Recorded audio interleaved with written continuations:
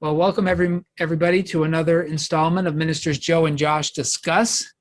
Today we are moving into Genesis chapter 37, and this moves us into the story that closes out Genesis, but it's quite a long story. Just as we saw the story of Abraham was many chapters long, it went from chapter 12 to chapter 25, so about 13 chapters. Same thing's going to happen here. We're in chapter 37. This begins the story of Joseph. I mean, obviously, it's continuing the story of Jacob as well, but it begins formally the story of Joseph, and that's going to go to chapter 50, really. So this is the last major narrative unit of Genesis. Did you think we'd ever get here? Well, it's if again in comparison to the other books that we've studied together as a church, we've done quite a bit, but this is not a daily thing, and so we're really working through it, and it's Genesis is quite important. So I'm glad that we've been able to do this journey together. Yeah, me too. And Genesis, obviously it's the first book of the Bible, and you might imagine being the first book, it's going to be foundational, and it certainly is. It lives up to that billing. Just about every major theme that runs through the rest of the Torah and the rest of the First Testament and then into the New Testament are introduced here. Mm-hmm. And in many ways, what we find in the New Testament, in terms of the culmination of all God's doing on earth, seeing that culminating in Jesus, and then being projected out to his second coming and living in that gap between, a lot of that we've seen in Genesis. Mm-hmm. The promise of God and the distance between promise and fulfillment. We've seen the problem with sin and several, the first solution to it was the flood. And then we've watched the various permutations of human evil as they show themselves in various ways throughout the book, and the various ways in which the teachings of God and the intervention of God redirect people towards a more godly path. So in some ways, Genesis is the quintessential pattern. It introduces the quintessential pattern of the scriptures. Mm-hmm. So it's been a great study. And now we enter into the last narrative unit. And when I say that, I don't mean it's non-historical. Like we talked about last week, Minister Joe, the history is assumed. But the Bible is not a history textbook. It is an interpretation of history, theological interpretation guided by the Holy Spirit and authorized by God. So it's inerrant theological interpretation of history. But it's always interesting, and this is what we've been spending all of our time doing, going through how these stories are told and how the prophets, I'm going to call them all prophets, just so you understand my language. Moses is traditionally the author of the Torah, though it's clear other people were working on it too, especially the sections after Moses is dead and the updating of place names. I always get shocked in the book of Genesis when Dan shows up. I'm like, well, the city of Dan, north of the Sea of Galilee, that doesn't happen till the time of the Judges that he moves up there. And that's not what it's called in these days. So obviously people are updating place names and all that. But I call that whole group the prophets. I will call that the prophetic tradition of Israel. Because the prophets didn't just write the books, but they also worked on them over time, all guided by the Holy Spirit. But again, they're interpreting the history. So we're going to be dealing with the interpretation offered by the prophets of the life of Joseph. Mm-hmm. And that's what we're getting into today. Every detail is going to matter because there's way more of Joseph's story left on the cutting room floor than what we have in Genesis. But everything here is essential to understanding it. Right. There's quite a bit there. There is. And here's a little bit of trivia, Minister Joe. We'll have to extend this over several weeks to remember. But Joseph is going to take one bath in this story, just one. And that doesn't mean that he only took one bath, but it means that bath is important. So we're going to ask ourselves when we get there, why did he take that bath? So we'll see if the people can answer that by the time we find that part of the story. It's way towards the end. Yeah, write it in the comments down below. Yeah, why did he take one bath? And for those who think of this primarily as a historical document, then you might ask yourself, why did he only take one bath? But we know he took more than one bath, don't we? Yeah, it must be, yeah. But that one matters. This is a selective engagement with history. Ready for this story? Here we go. So we probably won't read everything, but we always start by reading. So this is a New Revised Standard Version. We're in Genesis 37. It says, Jacob settled in the land where his father had lived as an alien, the land of Canaan. This is the story of the family of Jacob. So it's an interesting beginning since we've been talking about Jacob and his family all along. So maybe we'll talk about that beginning in a minute, but we'll get some of this in front of us. Joseph, being 17 years old, was shepherding the flock with his brothers. He was a helper to the sons of Bilhah and Zilpah, his father's wives. Is it interesting to you that we're supposed to remember who those were? But there's a reason it says that, right? And Joseph brought a bad report of them to their father. Now Israel loved Joseph more than any other of his children, because he was the son of his old age, and he had made him a long robe with sleeves. But when his brothers saw that their father loved him more than all his brothers, they hated him and could not speak peaceably to him. So why don't we stop there? There's plenty to deal with there at the beginning, wouldn't you say? Oh, yeah. So let's do your thing and start at the beginning. The beginning. So the meaning of this first sentence, Jacob settled in the land where his father had lived as an alien. Mm-hmm. Why say it that way? Well, he's definitely they're definitely connecting continuity history with Isaac and Abraham, with their connection of, because they lived there and made a settlement for themselves. Yeah. That they established that there, that they were it's going along the lines that Abraham and Isaac were actually looked on as outsiders. Right. Yeah, I agree with you. We saw that Abraham bought a couple of plots of property, right? Small plots of property while he lived there, but he's mostly a foreigner. Isaac gets a little more established, right? He negotiates a treaty with Abimelech and establishes a city. Mm-hmm. That's a little further than Abraham ever got, and that was in Beersheba. But now we've got Jacob, probably still has Isaac's city of Beersheba. He's now settling in Hebron, we'll find out soon enough, which is a little further north. And they're grazing land up to Shechem and then Dothan. So he's pretty well established. And I think you're right. That's what they're saying here. Abraham might have been a sojourner, an alien, but Jacob's becoming a resident. They've been here long enough that probably considered one of the city-states, one of the people of the land. Mm-hmm. But then it says, yeah, go ahead. I mean, it's I don't know how heavy it is in the Hebrew Hebrew text, but it says it did say he settled in there. Yeah. So that gives more than a passing through kind of thing. Or yeah, it's the word yashav, which means to dwell, to sit down by. He pitched his tent, you might say. That yeah. But in chapters past, we read that he's actually bought property. So, we know that up near Shechem. Yeah. And now he's living in Hebron, and we know that his father owned the city of Beersheba. So this is getting pretty substantial. Networking, more of a distributed area. Yeah, because in Hebron, that's the Oaks of Mamre. That's where Abraham had bought a little bit of property. Mm-hmm. We know Jacob bought some in Shechem, right?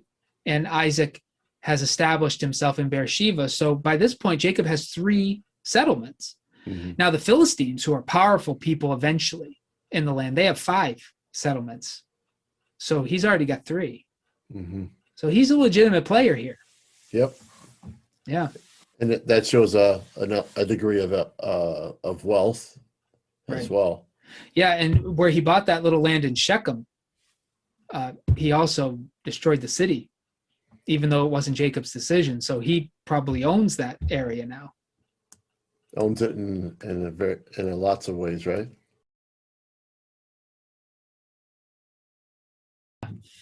Yeah. So, and then it says, this is the story of the family of Jacob. It's an interesting thing, right? Because like I said, we've been reading the story of Jacob all the way up till now. Why make this transition in this way? Now, some scholars think that this is an indication that this is now a new source of historical information, that the story that follows is a separate source from the previous source used to talk about Jacob's life up till now. And that's possible. But I can't say yay or nay to that, but I still think there's got to be a narrative reason to make a break here. I mean, do you think so?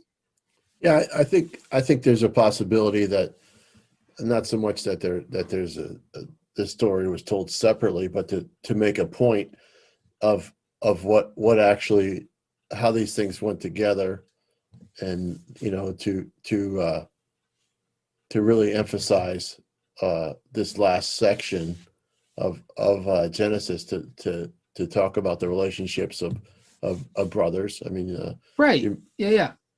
We're transitioning from the story of Jacob to the internal dynamics of his family, which we've gotten pictures of previously. You and I have talked about it. We kind of have insights into how dysfunctional this family is up till now, right? With the competition between Rachel and Leah, and the strangeness with what Reuben does to his father's concubine, and then Simeon and Levi doing what they did in Shechem. We've already seen kind of this not a perfectly healthy family dynamic going on, but the text seems to be telling us that we're going to take a shift now from Jacob being the prime person of this story and shifting to the internal workings of his family. He's still here, but it's about more than him now. Well, it does kind of microscope for a second here to Joseph, because it does say some distinct things about him: his age, 17, and also that he was a helper to the sons of the maid servants, or the maidservant wives of Jacob, which shows. So who are the kids that this is associated with? I might have to look back a little. This is Naphtali. Is it Gad, Asher, Naphtali? Let's see. I'm sorry, I can't be much help at the moment with that. All right. So this is he is an assistant to Dan and Naphtali, who are Bilhah's children, and Gad and Asher, who are Zilpah's children. So this is Dan, Naphtali, Gad, and Asher. And boy, is he a little brother, isn't he? Right. Because what does he do? he tells on him. Oh yeah. But I think also it's good for us to understand, just like when we talked about Ishmael hiding underneath the bush. Yeah. He's 17 years old. Right. And so he's not like is a baby or something, or 5-year-old saying. Exactly. And 17 is way older in these days than it is today. Yeah. Right. Adolescence. There is no such thing as an extended adolescence in these days. I mean, you're pretty much an adult at 12. So at 17 years old, he's been working these fields with his brothers for some time. This is not his first time out. Right. Yeah. Especially because he's sent out to check on his brothers. So there's a sense that he's going to be honest truth about it. Yeah, but does it sound to you like he was sent to check on them? I mean, it just says he was a helper to them, right? But in any case, it's not Ezer, which is the word often translated as helper, like when it says that God created woman to be a helper for man. That's Ezer, which probably should mean power or strength, but it's not that word. He's some sort of an assistant, but he doesn't have a lot of responsibility, apparently. And he's not particularly pleased with how they behave, and he tells on them. What I want to ask you, Minister Joe, is there's a long story ahead of us about Joseph. We get like these staccato bullet points about him as our introduction in. We know nothing about Joseph except we know his mother is Rachel. We know that she was the favored wife. But other than that, we don't know anything about him to this point. He's not really come into the story. So here's what the writer of Genesis wants us to know about Joseph as an introduction. Like if you are introducing a character for the first time, first, he's 17. Secondly, he's an assistant, not to the sons who would most likely be heirs, not to Leah's children, but he's an assistant to the concubines' children. And they're a lesser category of children in these kind of households because they're children of concubines. They can't inherit. So that's who he's working with, and he's a tattletale. right? And we're not told what the bad report was, so we don't know if it was legitimate or not. We're just told that he did this.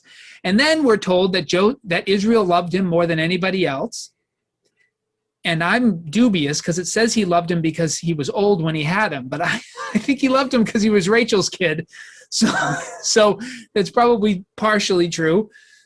And he made him a robe, and his brothers hated him because his father loved him more.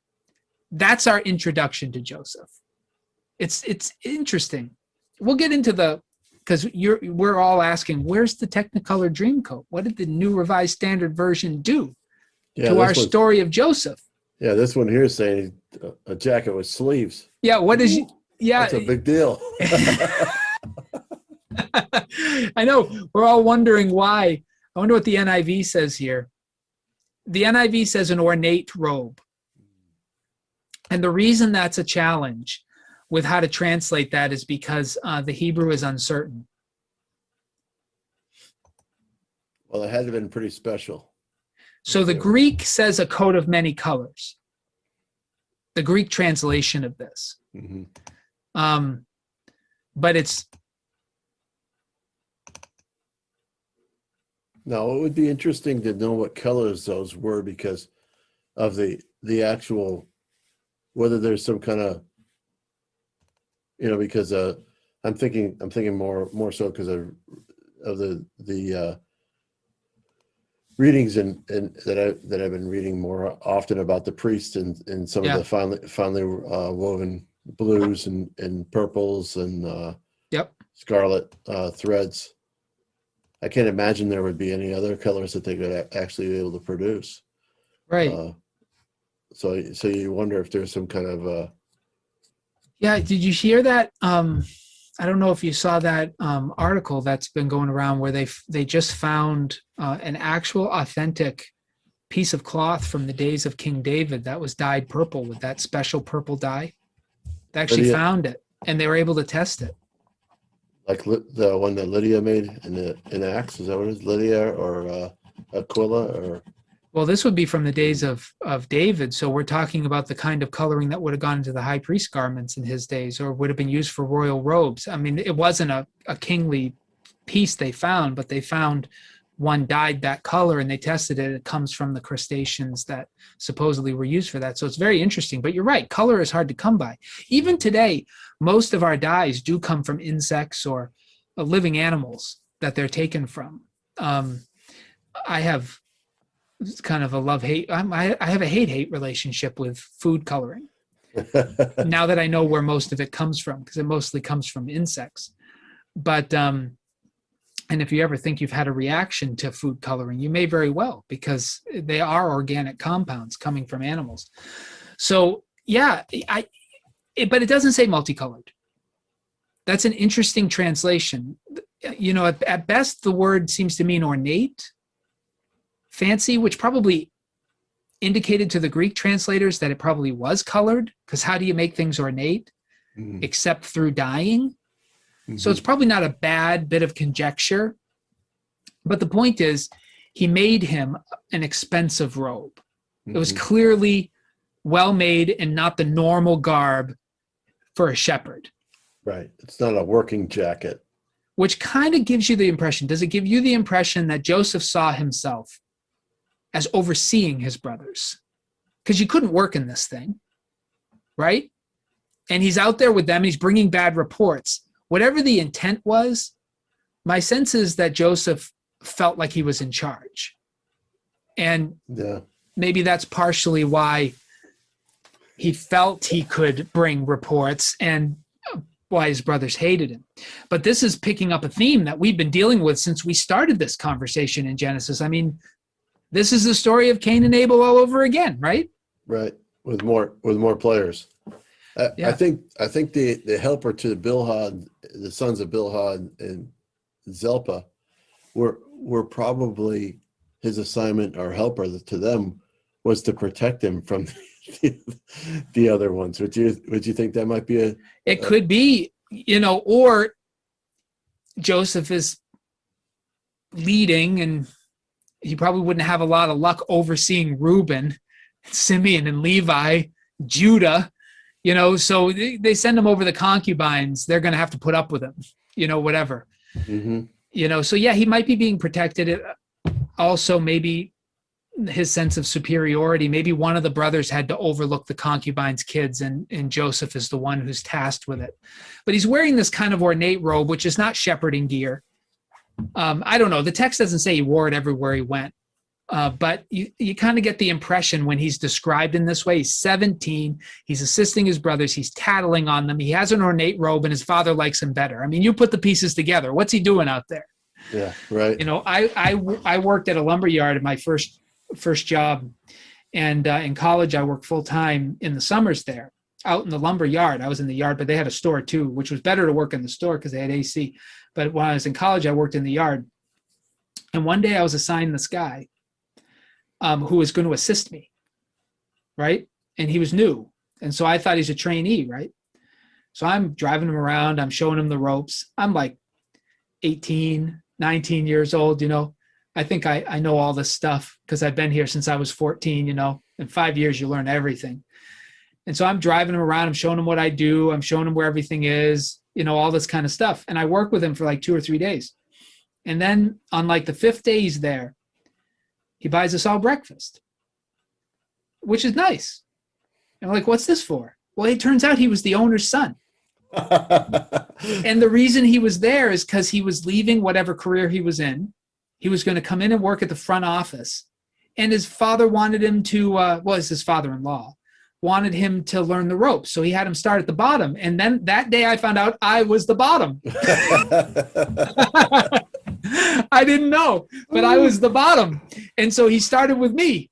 And then he worked his way up. Eventually he worked in the store for a little while. And then he worked with the salespeople for a little while. And then he finally went to the main headquarters for a little while. Next thing you know, he's running the whole thing. I get a little feeling that Joseph is the assistant here.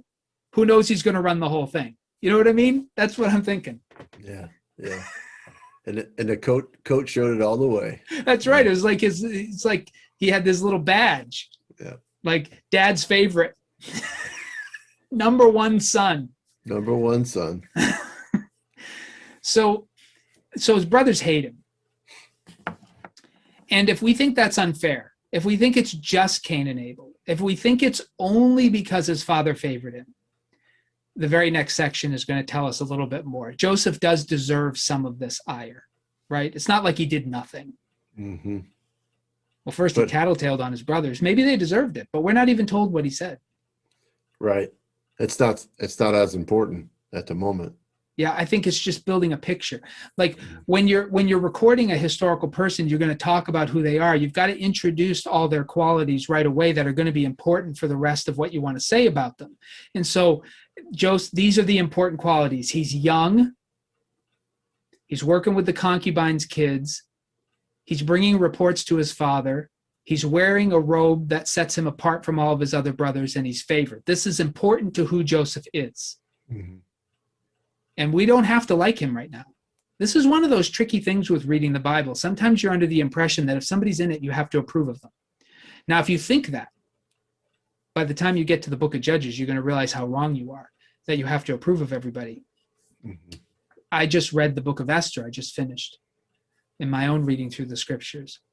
And I'm always tempted in Esther to read Mordecai as doing the right thing all the time.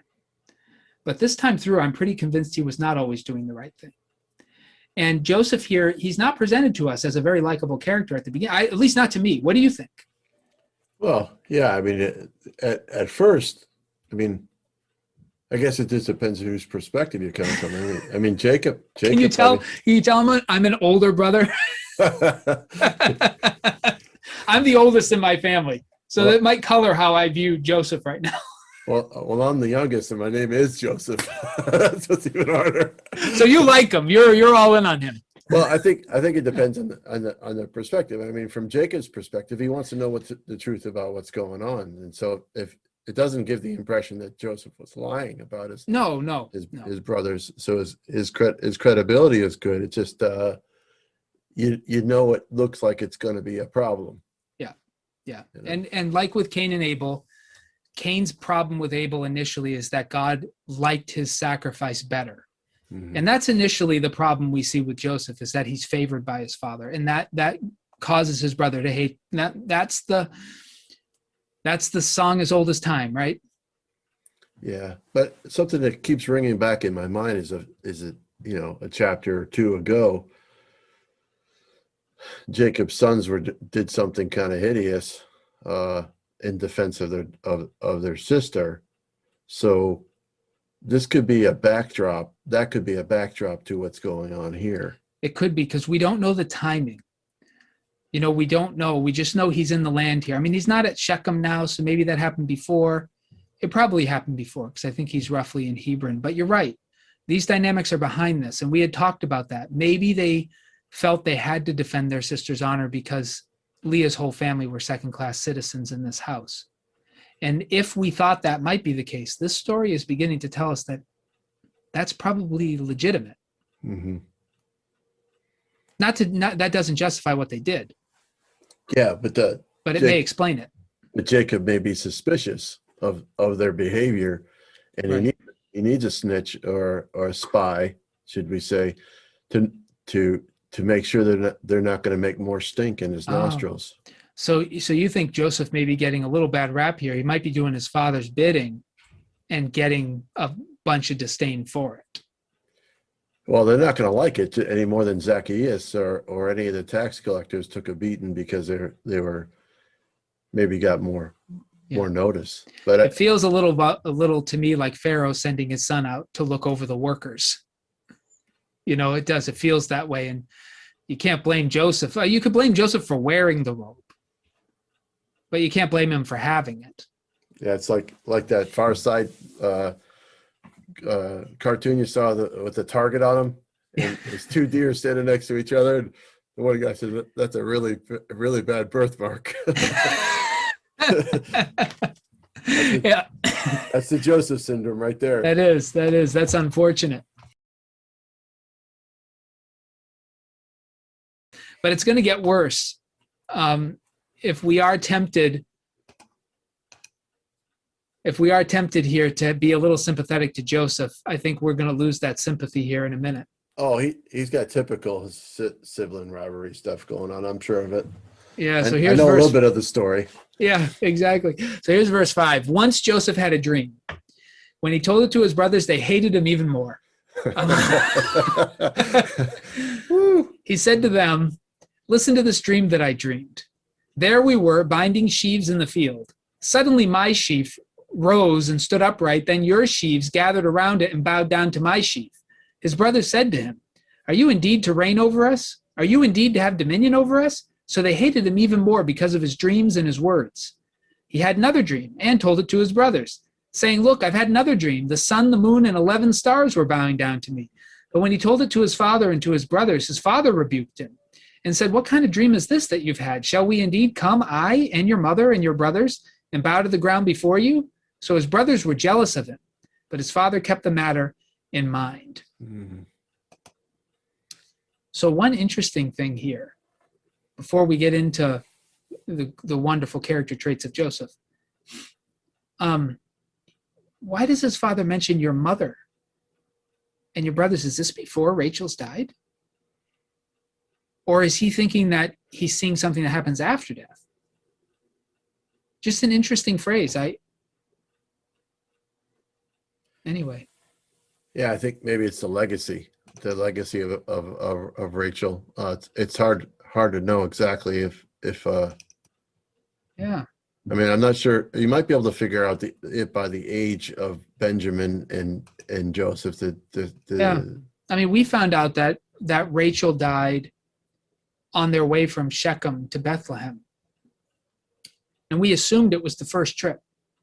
But remember, this is a compressed history, so maybe she died there, but we were making the chronology a little cleaner than it needed to be. Mm-hmm. Maybe she's still alive at this point. Maybe she hasn't died in childbirth with Benjamin. I don't know if Benjamin is here. He's not mentioned yet, but he'll come up eventually. He'll come up later.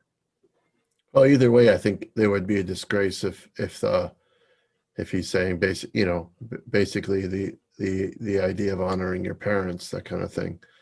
Yeah, and I should be careful because they're going to be near Hebron in verse 12, but we really don't get any indication where they are in the land in these beginning verses. So this could be a story from early on. Because we know Joseph was born in the land of Haran, and he's only 17 here.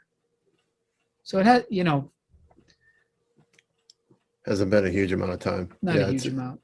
Yeah. So I think it's a reaction, I mean, because he is the favored one of a preferred one of Rachel. He doesn't want to see that go away. That would be painful for him that way. Yeah, But, I love how the text says, though, that the reason Jacob favored him is because he's a son of his old age. Boy, that feeds into some stereotypes of how the youngest always gets spoiled, Mm-hmm. Well, there's one thing, too, that struck me, too, is I'm pretty sure that Joseph didn't read Carnegie's book there about how to win friends and influence people. But again, we're told he's 17, and this, I would think by 17, like when you heard this, when this was taught to you, when you were a kid in Sunday school, and you hear this story, what age would you have placed Joseph at with this kind of bragging behavior about dreams? What age would you have thought? I thought it was like 25. Oh, I thought he was older. See, now I imagine a kid like 10, 11 years old being so braggadocious with the dreams. Oh, a scrapper, yeah. I haven't met too many even 17-year-olds who would come and tell you they had a dream you were going to serve them. Mm. You know what I mean? That's arrogant, yeah. That's arrogant. But you thought he was 25 and did this, huh? I'd like to know the 25-year-olds you knew.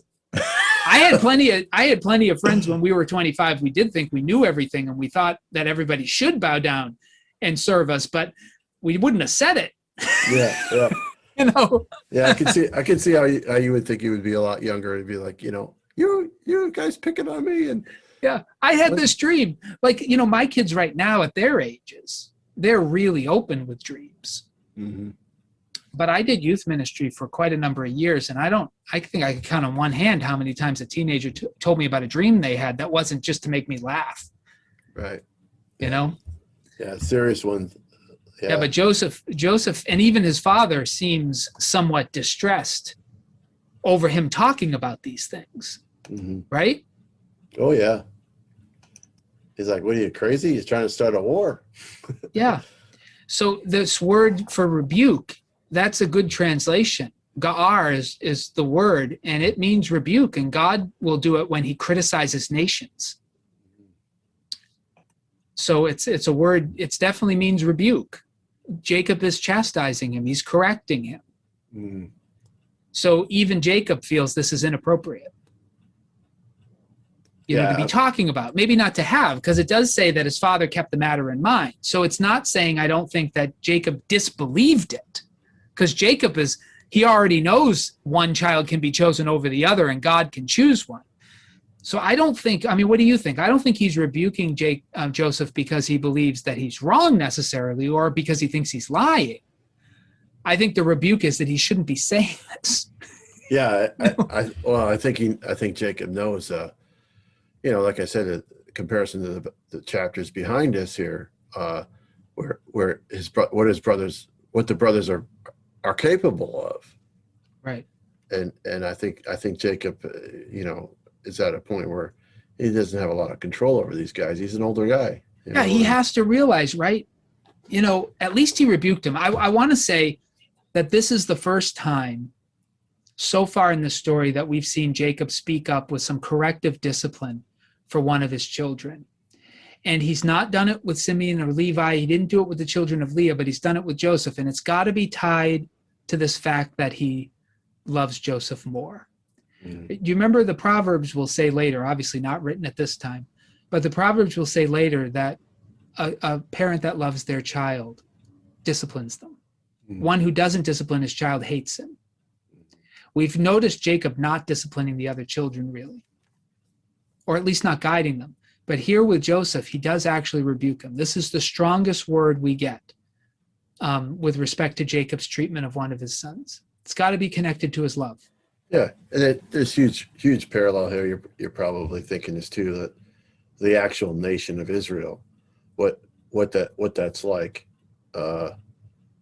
And I mean, the parallels I see this year beginning to build, and maybe it's letting the cat out of the bag, but it appears it feels that way to me, that Israel becomes like Joseph, in a sense that God has chosen them, and yet there's going to be jealousy. There's going to be right. And what's interesting, and we have to let the story play this out, but they all misinterpret Joseph's dreams. Mm-hmm. They all think that this is, at least this is my reading. They all read this the way they would naturally read it, that he's going to get the birthright. That's how the first dream seems to be interpreted. I think the second dream shocks Jacob because the mother and father don't bow down to the one who receives the birthright. Mm-hmm. And I think Jacob is reminded, this dream's about something different. This isn't about inheritance, whereas the first part sounds like it's about inheritance, kind of the kind of dream Jacob might have had in believing he was going to inherit over Esau. And it's presumptuous because there are 12 sons here, and Joseph is nowhere near the oldest, even though he is the oldest of Rachel. So it's presumptuous to say he's going to be the heir, but that's what the first part sounded like. But now to have his mother and father bowing down to him, this is about something else. And none of them quite realize what it's about, or the road he's going to have to take to see it fulfilled. So again, it reminds us that the dream is one thing, its interpretation is another. Right. Yeah, because that was just what just shot in my mind, is that no one really interprets it, other than the I mean, Joseph doesn't interpret it, right? And because later on we know that he does interpret dreams. He will become very good at it. Yeah. And so he doesn't even offer an answer. At least it doesn't look like it there. Yeah, though I think the dream seems to speak for itself. Oh yeah. But even Joseph is going to be shocked at how this comes about. Right. And again, if somebody has a vision, if they have a dream, probably your first interpretation may not be the right one, because this doesn't even look like a dream that needs to be interpreted. Right. I mean, it seems obvious Joseph is going to head this family and that his brothers are going to serve him. Like, this looks like all the birthright promises of Jacob and Esau and Isaac and Ishmael. It looks like the same thing. Even Noah, right? One son will rule, the other will serve in his tents. That's what it sounds like. So it seems pretty straightforward. And they don't know if God gave him this dream. They probably just think it's some upstart, dreaming great dreams about himself. But it seems straightforward. But interestingly enough, it is not straightforward. Mm-hmm. This is not about Joseph being the head of the family. Mm-hmm. It's about something else. So again, dreams are not easy to interpret. And even the ones that look like they're straightforward, you might not be reading them right. Right. Joseph is going to, he is going to, I mean, we talk about letting the cat out of the bag. He is going to get the birthright later. But he's not going to get the blessing. Way later. Yeah, way later. He'll get the double portion. He'll get 2 tribes named after his sons. So he gets a large inheritance from his father, but he's not going to get the throne. So it's an interesting, this is not about that. It's not about the inheriting, the birthright, the blessing. It's not about that. It's about something else. But you couldn't tell that here. And his brothers can't tell that either. They have no idea that bound in this is their own salvation. They have no idea that that's what's at stake here. They just think of this as some kid who's full of himself. Yep. But Jacob knows something. Jacob doesn't disbelieve these dreams. Why do you think? Well, there's an emphasis on the fact that he loves them. So I think he sincerely believes that something's going to come from him. Just like I think a lot of parents want that from their kids, or want to believe that their kids are going to do something significant. Yeah. So, but of course Jacob had dreams and visions. Right. So this is not a foreign experience to him. You notice even in the church today, most people can't see past their own experience. So if you tell them that something has occurred for you that's never in their lives occurred for them, they're going to be dubious. Mm-hmm. They think you're lying, making it up. And what it means is they've never experienced anything like that. Mm-hmm. So it makes sense that Jacob would not disbelieve that these dreams could happen because he's had them. Now, maybe the brothers never have. Can you recall a story which any of the brothers have dreams or visions from the Lord? No, I can't, but I can imagine them having a few nightmares. Yeah. Flashbacks, PTSD or whatever. Right. Yeah, they're going to go through some stuff, aren't they? Yeah.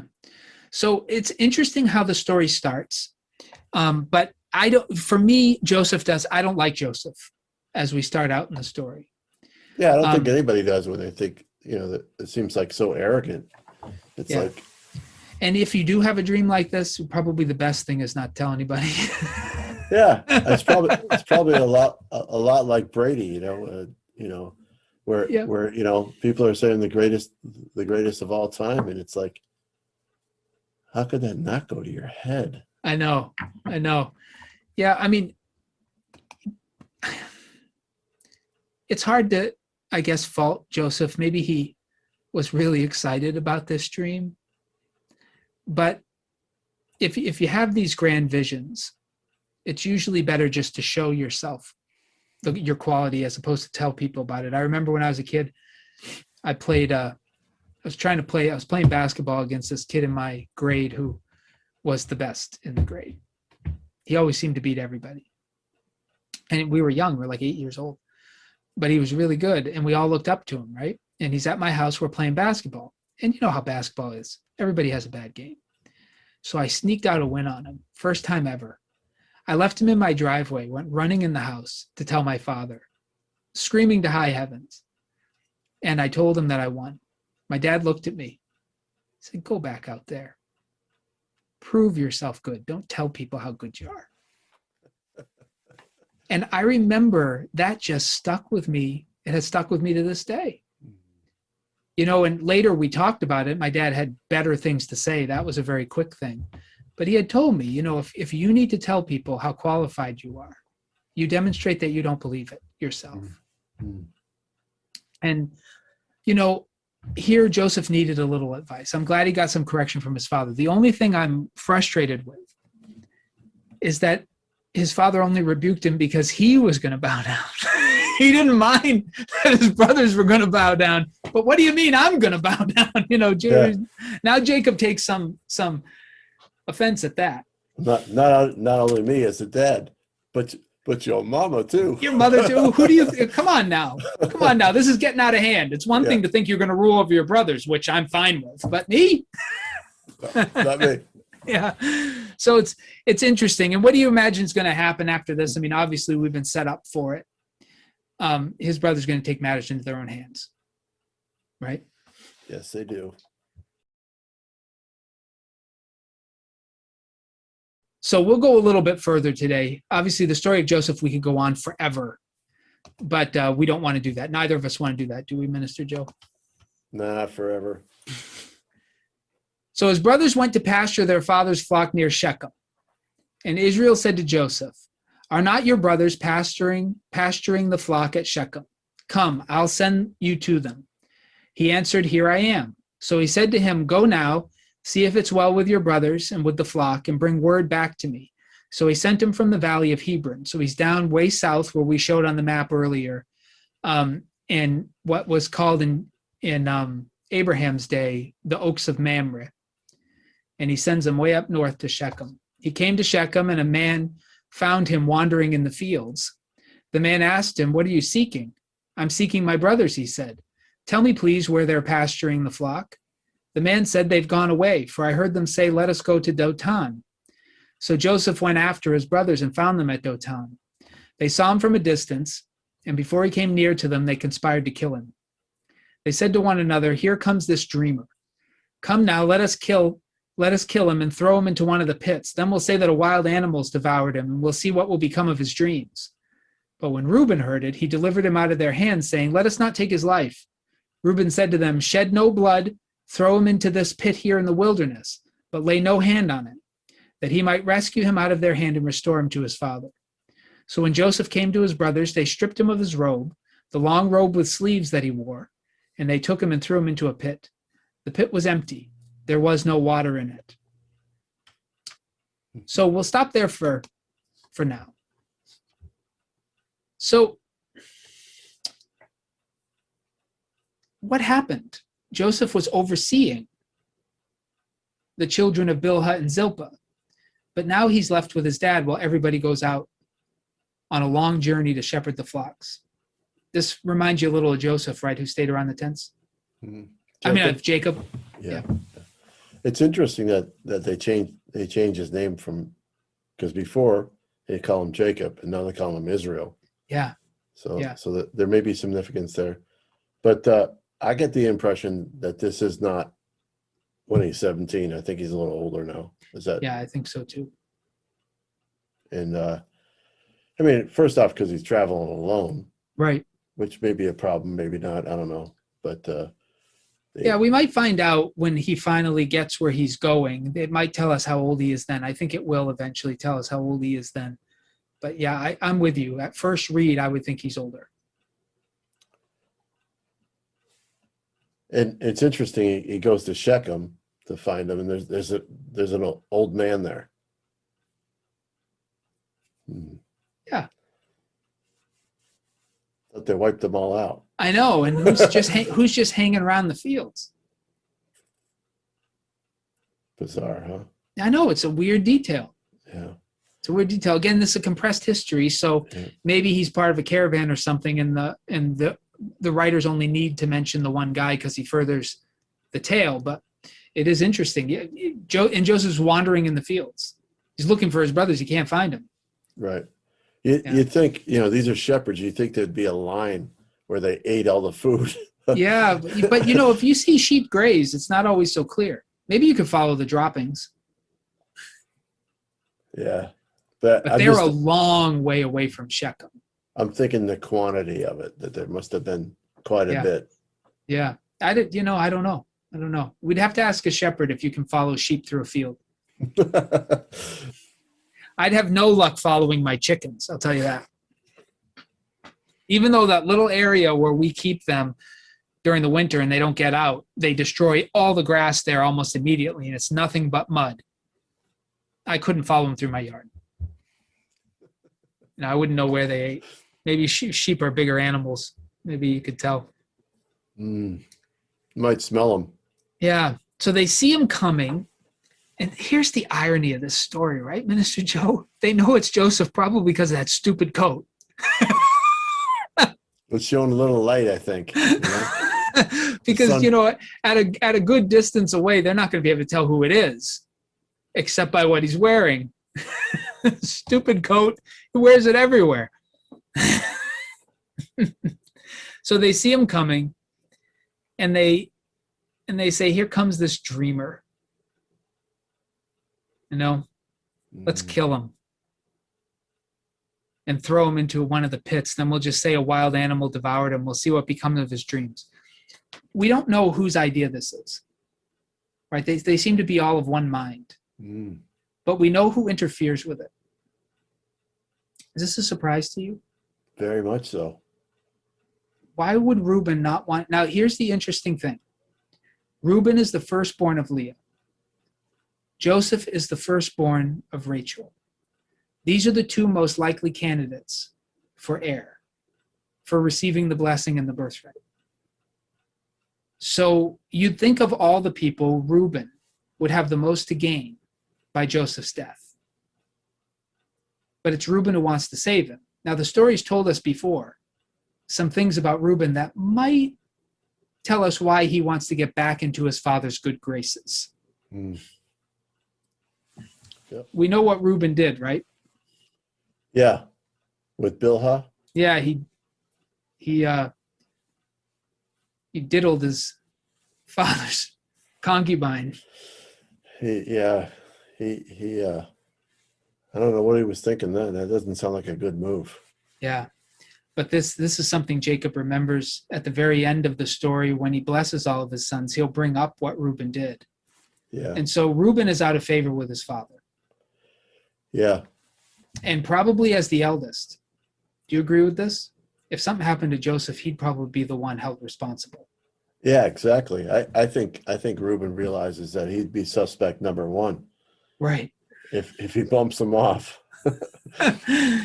So Reuben, he has this little conspiracy that he hatches. He'll get him to throw him in a cistern, which is just an empty, dry pit that collects water during the rainy season, but it's dry now. And he wants to throw him in there, and then he's going to come back later, get him out and bring him back to his father. So this is probably a pretty shrewd move by Reuben. It might get him back into his father's good graces, and it will certainly keep him from getting whatever heat would come on him for having lost Joseph. Mm-hmm. So Reuben's pretty crafty here. But it's not going to work out for Reuben. No. Yeah. We might as well get this whole story out here, Minister Joe, so we can really talk about it. So they do it at first. It sounds like Reuben's deal is going to work out. Then they sit down to eat, and looking up, they see a caravan of Ishmaelites. Now, we were saying Midianites earlier, and I think it changes at some point.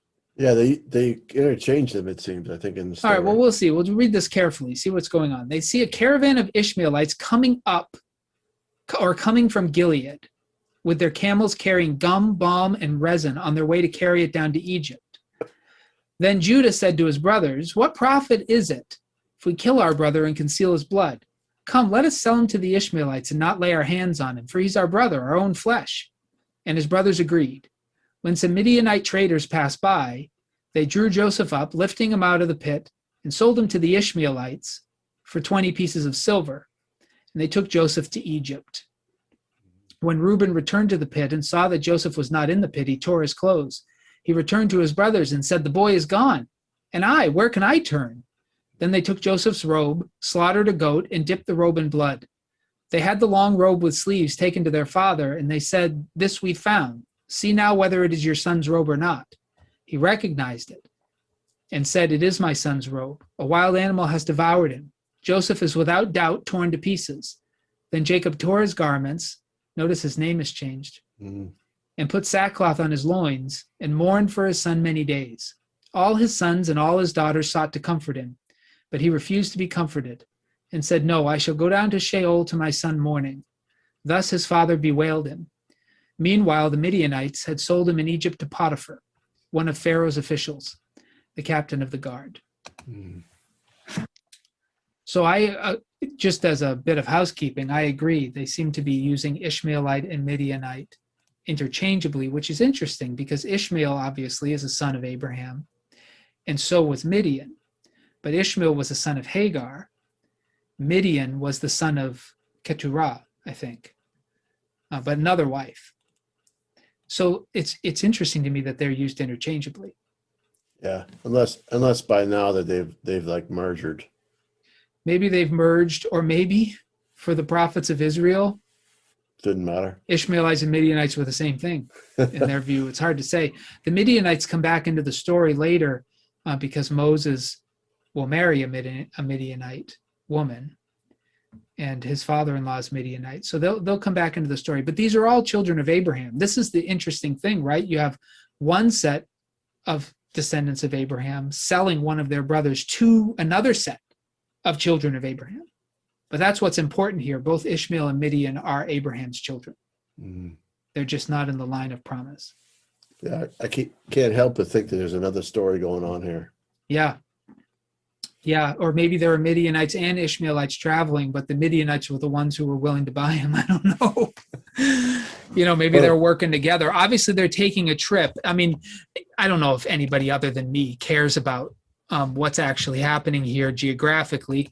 But in case there are any other people like myself, Minister Joe, so they're likely the other major trading areas are going to be up in Turkey, modern day Turkey, up here where the Hittites are, or maybe over here in the Fertile Crescent, and it's unclear at this time exactly who's in power there, but, the old Akkadian Empire, the Sumerians, are up in this area. So they've come up here to trade with the other national powers, and then they're making their way down to Egypt to trade. So this is a caravan of traders, and they're moving exactly where you would expect them to move, between the major superpowers of the day. And they're on their way back. It says from Gilead. I can't tell you. I mean, Gilead is somewhere, well, it depends on which Gilead, because there are a lot of them. But anyway, that's where they're headed. They buy Joseph. They continue their trip to Egypt, and it's a long trip. So that's what's going on. They're on a trade route, and they decide to sell him. Now, I'm interested in a number of things, but I want to give you a chance. Sometimes I lead this maybe too forcefully. I mean, where do you want to start?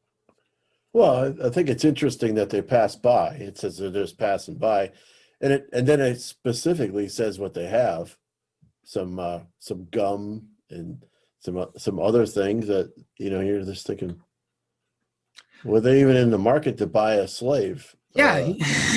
And what's the significance of them having gum, or other things? I don't know, other than to say that they were heading to Egypt. These must have been supplies, the type of supplies that were marketable in that area, and obviously Joseph was marketable in that area, as well. So they were buying slaves in Egypt, right? Which is valuable for us to understand. I mean, this is part of this culture. Slavery is. It's not quite like the slavery that existed in the Americas. Chattel slavery and things like that. Joseph is probably more like an indentured servant, but he doesn't have a lot of say. But you're going to see that he's able to rise to quite a level of authority in Egypt. That's going to be the rest of the story, which tells us a little bit about slavery and how it was working.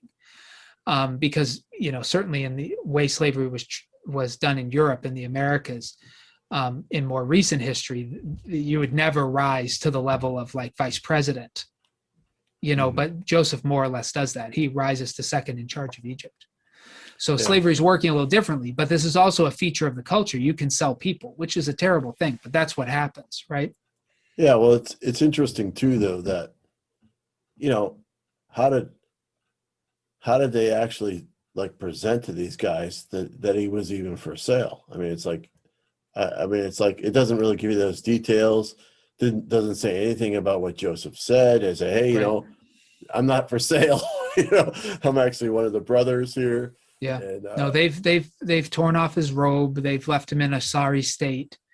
He probably looked like someone that might be sold. I mean, standing there in his underwear, I guess. Yeah. Or not clothed at all. This is the ancient world. Mm-hmm. They may have even taken his only garment. Mm-hmm. So, there's a lot of reflections of Jesus and his crucifixion here as well. Mm-hmm. Though I don't like to compare Joseph with Jesus, the character doesn't line up. But in many ways, he is a figure. I mean, the pieces of silver. 20 pieces of silver. I was trying to remember how many pieces of silver Judas sold Jesus for. It comes up, this selling a person for silver comes up in the prophets of the Old Testament, I think in Zechariah, but somebody might correct, not be Zephaniah, but I think it's Zechariah where that comes up again. And then that's reflected in the story of Jesus when he is sold for, I think it's 14 pieces of silver, but that's what I was looking up while you were talking, just trying to reorient myself. But I it takes a little while to find it, and I wasn't finding it. Do you remember how many pieces? I thought it was in that area. Let me look myself, but I think there's enough significance there to talk about the actual. It's exchange. 30 pieces of silver in Zechariah, and I think that's what it is in the Gospels as well.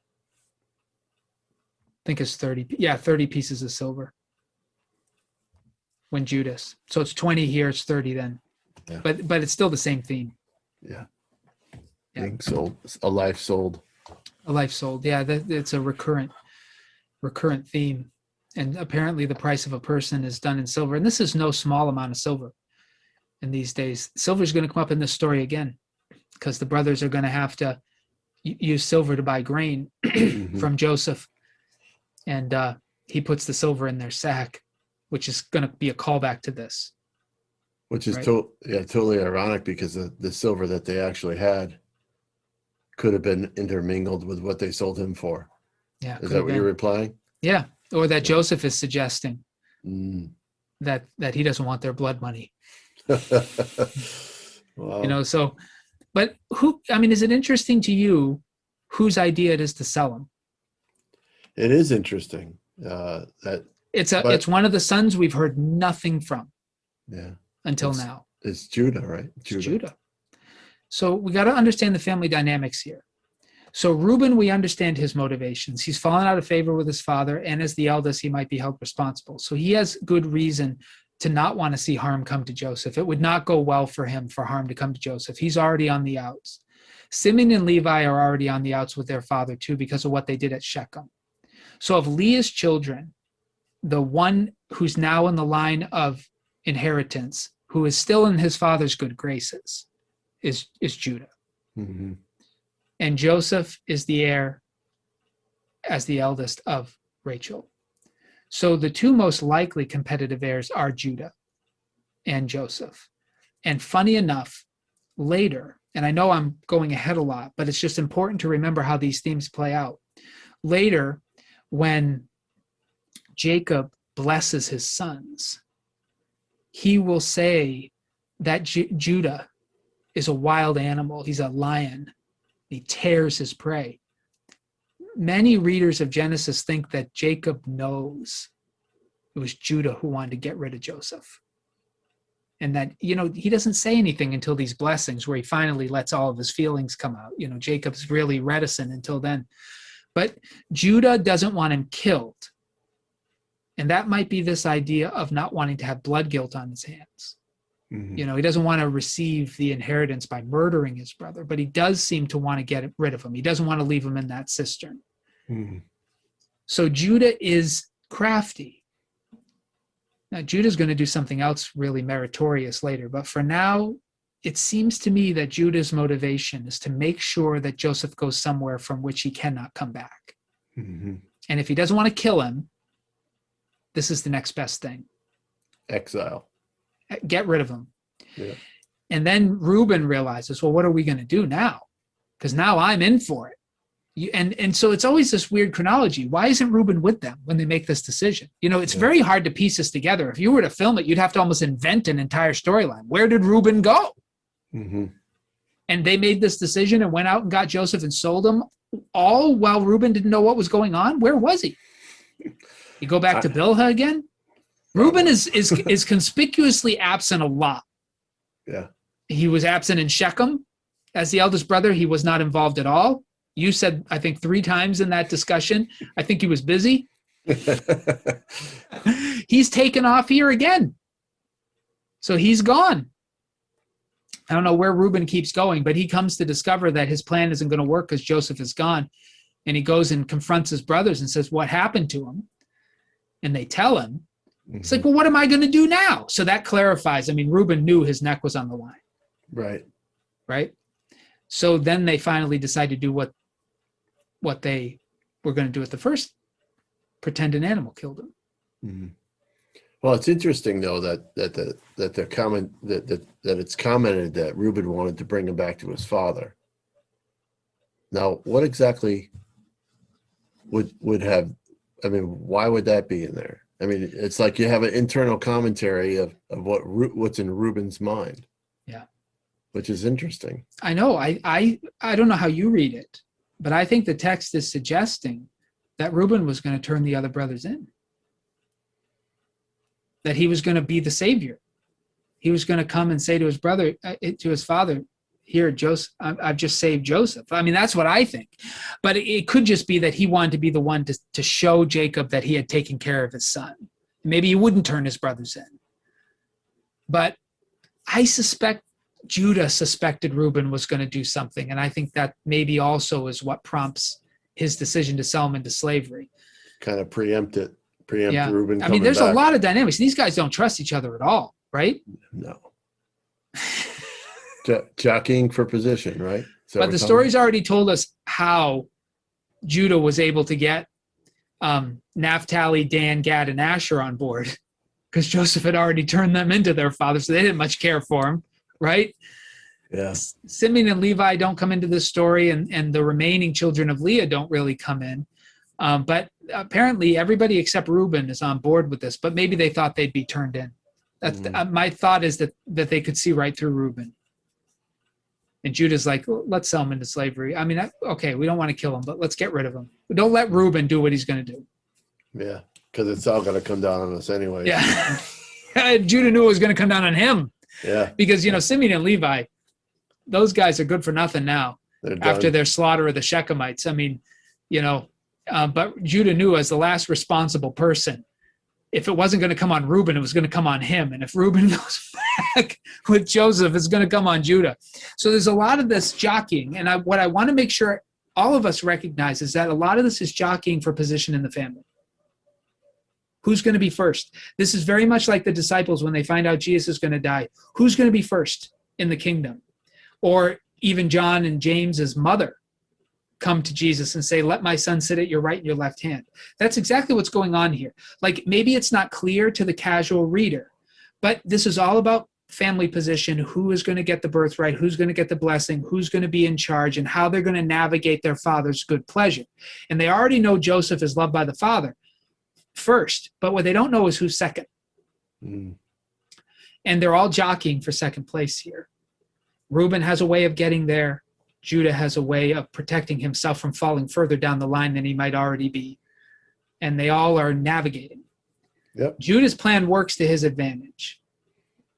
Because if the way the story eventually goes, Reuben is in fact blamed for this, in the sense that he's like persona non grata. Simeon and Levi are just as inconsequential to Jacob as we all thought they were.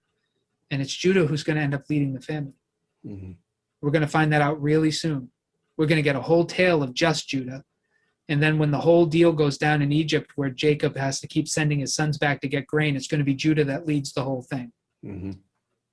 So Judah does position himself to be head of the family through this whole maneuvering, without doubt.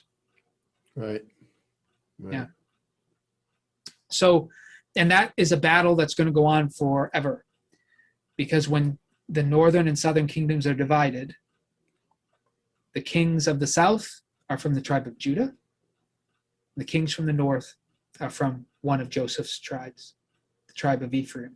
Mm-hmm. So this battle, again, we talked about the battle between Jacob and Esau that goes all the way to Jesus and Herod. We have the battle between Judah and Joseph that goes all the way through the history of Israel, and the battle between the north and the south. Mm-hmm. So we said it before, settle these things. So it's interesting, the family dynamics. That's what we dealt with. Now, what do you make? I mean, this is just the end of it. They come up with this idea to pretend he's been murdered, and it seems to me that their father believed it. What do you make of Jacob's response, and why do you think his name is now Jacob when it's been Israel? Well, they teeter back and forth there. I think it's talking about his reaction to the news, because I think there's it's a turning. I guess what I mean by that is reaction is a turning from godly wisdom or godly discernment or struggling with God to struggling with man, and what man has done or what has happened. Because there's no connection at all with anything of Jacob turning to God in this story at that point. Instead of, he just turns to grief, or right. He doesn't talk about. And we've talked about this before. Do you think that's the relationship that Jacob had come to expect with God? That God wasn't someone that he could initiate with? It's possible. I mean, there have been some things that some hardships that he experienced that maybe it was positionary or like when he was at Bethel, he tended, it seemed like he could expect that he would experience God there. Yeah. But in other places, it talks of God talking to him when he was in with Laban. Yep. So there's an anticipation there, but I think it's highlighting his where he's turning to. Yeah. That's revealed by his name. I mean, try this on for size 2. Do you think it gets turned to Jacob here in verse 34? Because in 12 it was Israel. Israel said to Joseph and sent him. But now he's Jacob. Do you think it's because we're at a point where his sons are deceiving him? And the name Jacob has to do with deceiving? Or do you think we're being reminded by the writer that like father, like son? Sure sounds like it. In case you forgot what his name was originally. Right. This is Jacob, by the way. Yeah. He's not struggling with God right now. Yeah, he's not battling with the Lord. Right now, his sons are looking just like he did. Mm-hmm. They're deceiving each other. So he cannot be comforted. Now, this is going to affect the sons, the grief of Jacob. This is going to lead them to protect Benjamin, to their own self-sacrifice later. So all that jealousy for Joseph, it seems to me they truly love their father, even if he doesn't love them the way that they want, because this grief seems to leave its impression. I mean, do you agree? Yeah, I think so, but I also think they realize that most of their existence is really is pivotal. Jacob is the pivot point for them. Yeah. So what hurts them or hurts him is going to hurt them.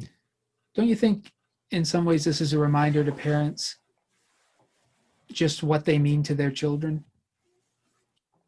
Yeah. I'm not sure Jacob or the wives can see things from the children's perspective. Jacob is obviously frustrated with his children for doing things they shouldn't do. He treats them differently based on which wife sired them. The wives treat the children as ways to get Jacob's affection.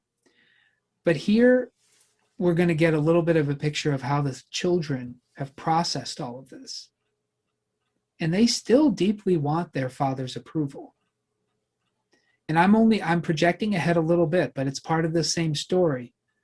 When Joseph requires them to bring Benjamin to Egypt, they fight to not do that. They protect that young man like they never protected Joseph. And they do it because they don't want to see their father in grief again. That's what Judah says to Joseph. Yeah. If we bring him and he doesn't return with us, that's the end of our father. And you think, what does Judah care if Jacob dies? They don't even think he loves him. But you can see these kids still love their father. It's a lesson to all of us who are parents to realize what our children desire from us. And I don't think Jacob ever appreciates it, but the story at least highlights it. Yeah. They hated Joseph, but what his removal does to their father really leaves an impact. Right. I think that it speaks to I think even people who hate their parents still will defend them if in some circumstances. You know what I'm saying? Right. Parents have to realize this. Yeah. It doesn't take a lot to turn a relationship with one of your children. It doesn't take a lot. It's like that old phrase that I've heard so many times that I'm not sure I understand fully, that blood is thicker than water. Yeah. Yeah, I don't know. We'd have to look up the etymology of that. But yeah, no, I know it seems overly simplistic, but I wonder how different this story would have been if Jacob had embraced Leah's children, told him he loved them, and had stopped making it so obvious that he cared for Joseph in a more protective way. Yeah. Like if he had been more liberal with his care for his other children, I wonder if this would have ever happened. I mean, I don't want to blame Jacob for everything. Obviously, these guys have their own decisions to make, and you can't blame your parents for everything. but I still wonder how different it would have been. I mean, one mistake Jacob makes here is he makes it obvious who he prefers. Yeah, and I think that's part of our struggle. But we wonder if the outcome would have been the same. It might have been. It might have been, because there can be the accusations of favoritism even when there isn't any. But certainly Jacob didn't try to conceal his preferred. I mean, he was treating Joseph like his heir from the time he was 17 years old, and everybody saw it.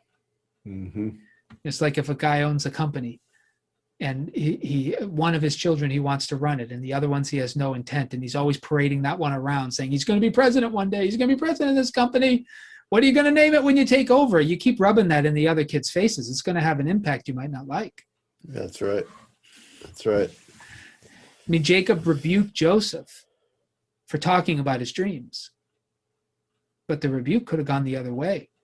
Jacob was doing the same thing with Joseph by putting him in that role. Setting them up. Yeah. So in any case, it's tough to know what would have happened had things gone differently.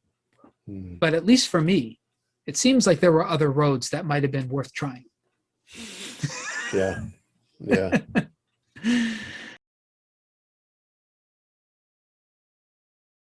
How do you want to conclude this, Minister Joe? We'll pick up next time. The next story is actually not what you would expect the next story to be. You'd expect the next story to be Joseph's experience in Egypt, but it's not. It's going to be a little side story about Judah. In case we wondered whether I was going a little too long on Judah's role in this story.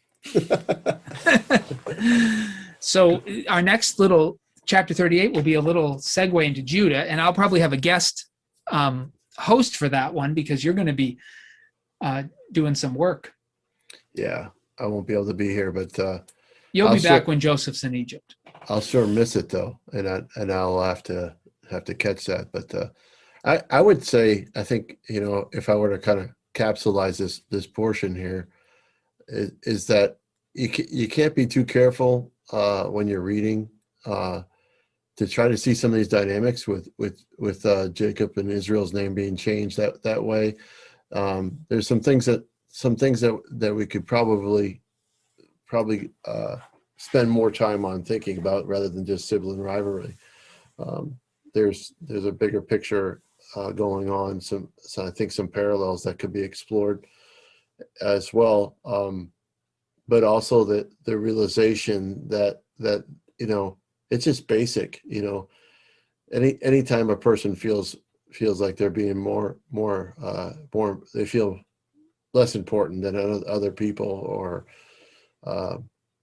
don't feel like they're getting the attention, that there are people who will desperately do anything to do that. And as a parent, I know that sometimes our children will believe things that are completely wrong, or are skewed because they think of favoritism or just that things aren't exactly fair. So I think as a parent, it's good for us to really think about those things, to be honest about our own feelings, and make spaces. I know for me at this point with my children, I'm trying to make spaces to give them places to talk about their feelings and what they're going through, and try to help to talk through that by asking questions and using a different approach rather than asking them to bow down and worship, that kind of thing. I'm saying that's inflammatory. That's what I'm saying.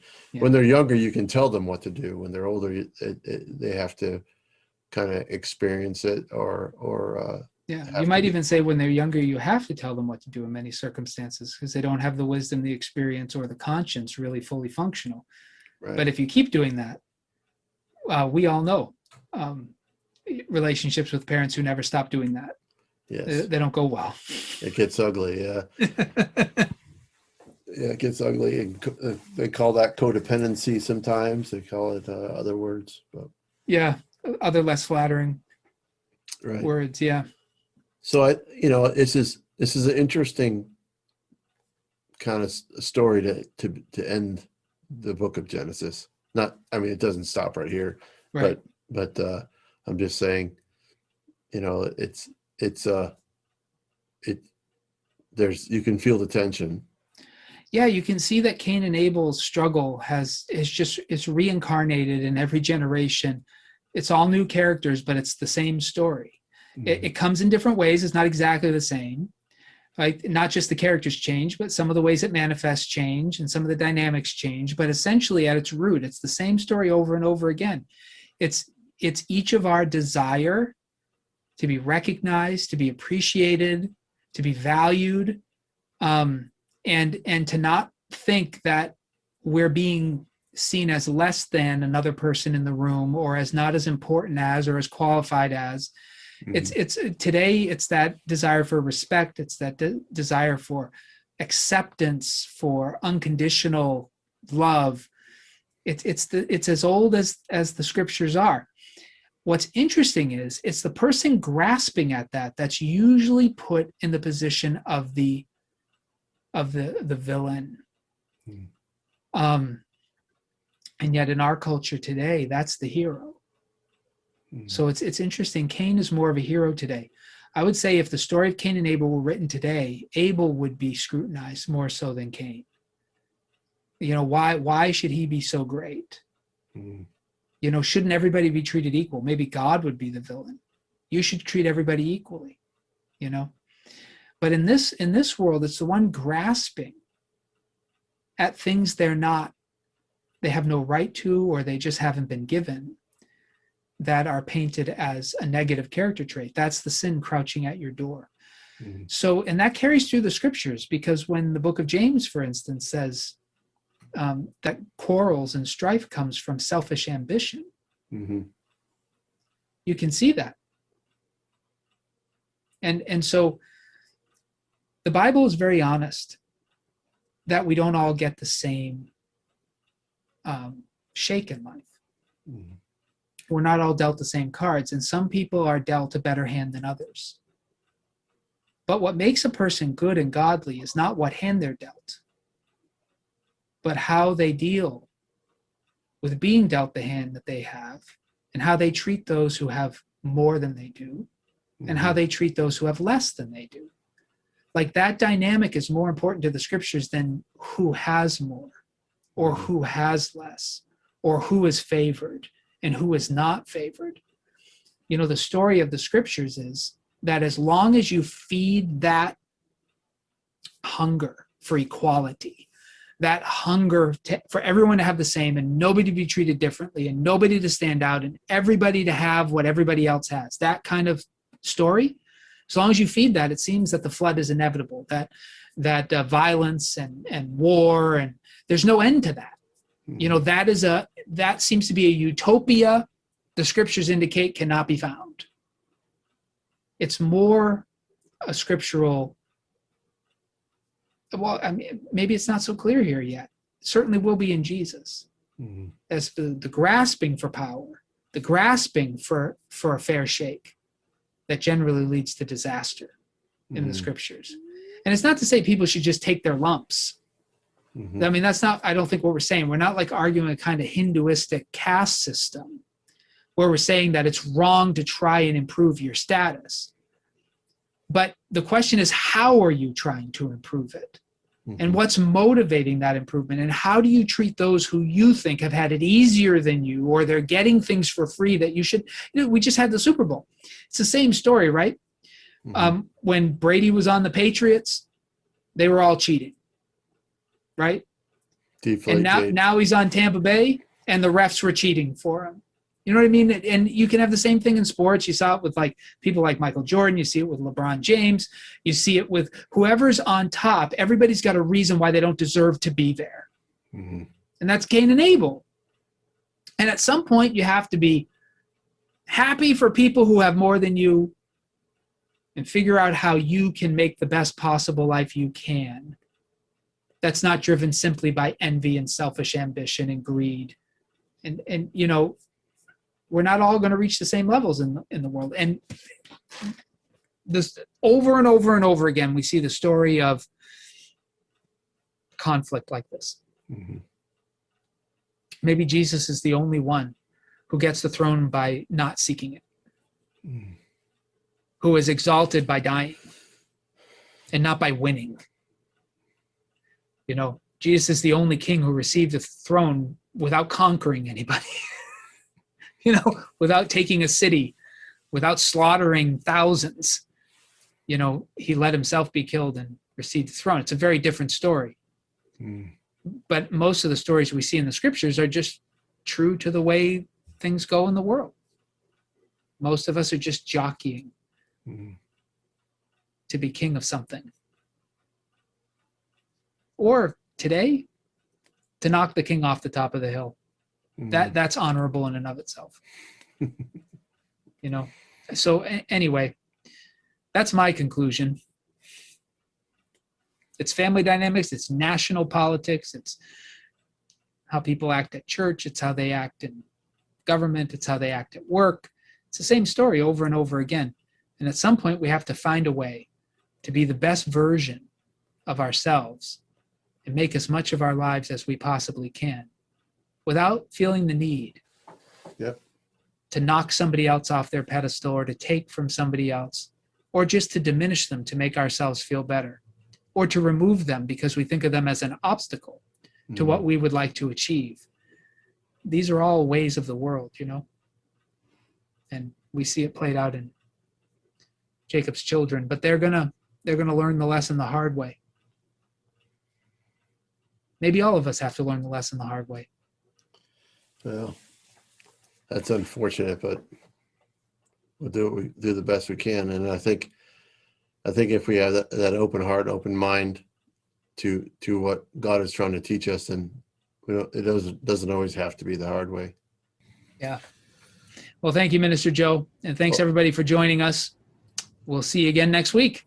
Thank you very much.